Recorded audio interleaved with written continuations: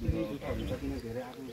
चाहिँ अस्ति नै भरभरि आगो बलेको देखाएको घर चाहिँ यही हो। यो घर चाहिँ अब पुरै ध्वस्त। आज यसो हेर्दै हेर्दै आएको हामी वित्तीय ब्याङ्कर्सका कर्मचारीहरू आज शुक्रबारको दिन बिदा हाफ छुट्टी भएकोले चाहिँ यसरी हेर्न आइरहेको छु।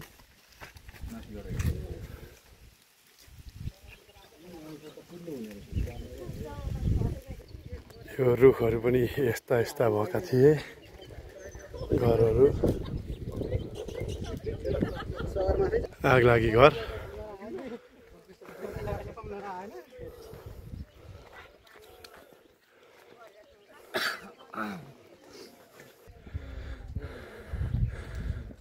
आगलागी भएर यो घरहरू पुरै ध्वस्त। यो पानीले त पाली बच्चा तल्लो पाली बच्चा यहाँबाट पाइप लाएर तल्लो पाली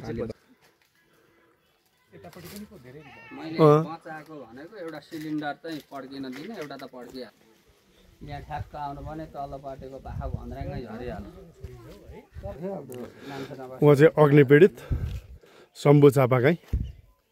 उहाँको चाहिँ अब यो घरहरू ध्वस्त भएको छ आगोले। र अहिले 12वटा नम्बरको गाउँघर क्लिनिकमा बस्दै गर्नु हुँदै रहेछ। र हामी आज ब्याङ्कर्स टोलीका कर्मचारीहरू शुक्रबारको दिन चाहिँ यसो कस्तो चाहिँ भएछ के भएछ भनेर यसो हेर्दै आएको।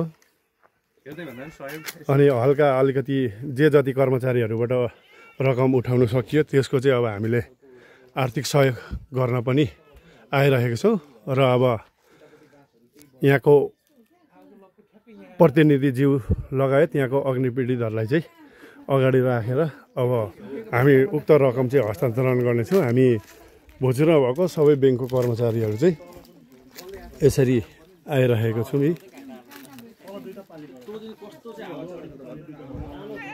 जस्तै शम्भु सर, तपाईँहरूको यो गाउँघरमा चाहिँ आगलागी चाहिँ खास कहाँबाट चाहिँ सुरु भएको जस्तो लाग्छ तपाईँलाई गाउँघरको कुरा अनुसार चाहिँ? सामुदायिक वनमा डढेलो लाग्यो। त्यो कुरा फटाहरूले अब यो चैत वैशाखतिर चाहिँ आगो लाउने गर्छन्। यो किन लाउँदो रहेछ भने यो शिकार खेल्नेहरू अनि जस्तो खोलामा माछा मार्नेहरूले चाहिँ त्यो आगो लगाइदिने कि फटाइ गर्ने। अनि त्यो दिन चाहिँ ठ्याक्कै हावाहुरी परेको संयोग पारेर आगो लगाइदिएर 2062 सालमा पनि पारपानीमा त्यस्तै भयो।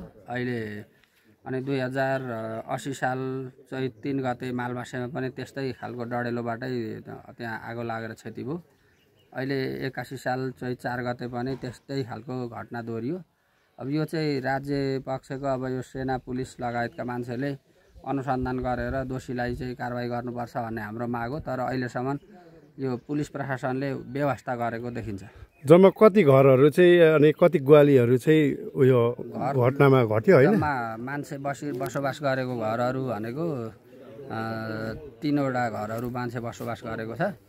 अरू बाँकी मान्छे बसोबास नगरेको घरहरू भनेको चाहिँ लगभग 3वटा हो। अनि 4वटा हो।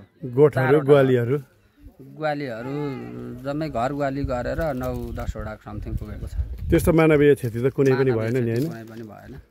भनेपछि अहिलेसम्म तपाईँहरूलाई कुनै निकायबाट आर्थिक सहयोगहरू प्राप्त भएको छ कि छैन? सरकारी गाउँघर सबैमा गाउँघरबाट भइरहेको छ। जस्तो कोटडाँडा कालिका अध्ययन संस्थानबाट 5000 दिनुभएको थियो पीडित परिवारलाई।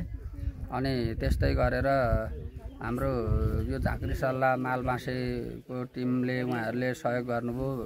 8-8 हजार रुपियाँ पैसा हामीलाई दिनुभयो। हामी 3हरूलाई चाहिँ कम्ती नै दिनुभयो, 4000को दरले दिनुभयो 4200ले। भने कसै घर रेखदेखमा हुनुहुन्थ्यो, उहाँहरू बसोबास गरेको धन सम्पत्ति क्षति नभएको भनेर। अनि अहिले हामी आफ्नै पूर्ण क्षति भएका मान्छे चाहिँ जस्तो अब पूर्ण क्षति त मेरो अब एउटा सिलिन्डरभन्दा मैले केही बचाउन सकिनँ। अनि हाम्रो तलतिर शेखर धमला दाईको धान डढ्यो अनि ओछ्याएका लुगा कपडा डढे भन्ने कुरा गर्नुभएको थियो।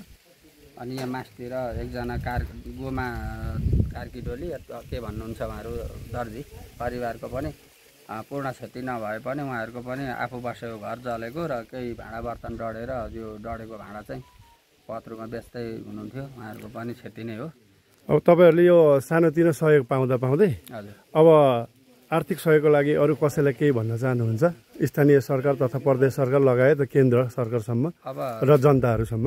अब मैले चाहिँ यो के भन्छु भने यो राहत पनि कति दियोस् होइन। अब स्थानीय मान्छेहरूले वर्षै पछि दिइ नै राखेको छ सबैलाई। अब यो राहत वितरण गर्नु राम्रो कुरा त होइन, तर राहत खानु नपर्ने वातावरण चाहिँ राज्यले बनाउनु पर्यो कि। तपाईँको यो आगो लाग्ने सिजनमा त्यसलाई कसरी चाहिँ न्यूनीकरण गर्न सकिन्छ यो राज्य पक्षले संयन्त्र अपनाउने हो र जनचेतनामूलक कार्यक्रम पनि गर्नुपर्ने हुन्छ राज्यले। अब जब आगोको प्रकोप हुन्छ, हावाहुरी हुन्छ, त्यतिखेर चाहिँ खासै राज्यले ध्यान पुर्याउँदैन। आगो एकापट्टि लाग्छ, अर्कोपट्टितिर दमकल लिएर गइरहेको अवस्था छ। यो गलत हो। कहाँनिर आगो लाग्यो भन्ने कुरा त अलिकति उनीहरूले पनि जान्नुपर्छ। अनि यो के चाहिँ छ भने अब सरकारले अब यो घरटराहरू बनाउनका लागि अब आवश्यक रकम चाहिँ उपलब्ध गराउनुपर्छ सरकारले भन्ने मेरो भनाइ हो। जुन कि अब फुसको छानाहरू भएका घरहरूको चाहिँ अब सरकारले नियम ल्याएको छ, यसको चाहिँ अहिले तपाईँको ठ्याक्कै बनाइ नराखेको अवस्था छ। अब यहाँ चाहिँ के छ भने अलिकति राजनीतिक पनि भयो कि भन्ने लाग्छ कि। अब हुने र पाउँचालाले लगाइसकेका छन्, त्यो फुसको छानोमा टिन आयो, तर अन्य व्यक्तिहरूलाई जस्तो आएको छैन। धन्यवाद सम्बोजा बागैज्यू। उहाँ अग्निपीडित हुनुहुन्छ र उहाँले राज्य लगायतलाई फुसको छानो हटाएर च्यादरको छानो लगाउने तथा आर्थिक सहयोगको लागि चाहिँ अपिल गर्नुभएको छ। सम्पूर्ण मेरो यो भिडियो हेरिदिनु हुनेहरूले चाहिँ उहाँहरूलाई यो अग्निपीडित पारपानी टक्सारको अग्निपीडितहरूलाई चाहिँ आफ्नो क्षेत्रअनुसार आफूले जति सहयोग गर्न चाहनुहुन्छ सक्नुहुन्छ त्यति उहाँहरूलाई सहयोग गरिदिनु हुन पनि हार्दिक अनुरोध गर्दछु।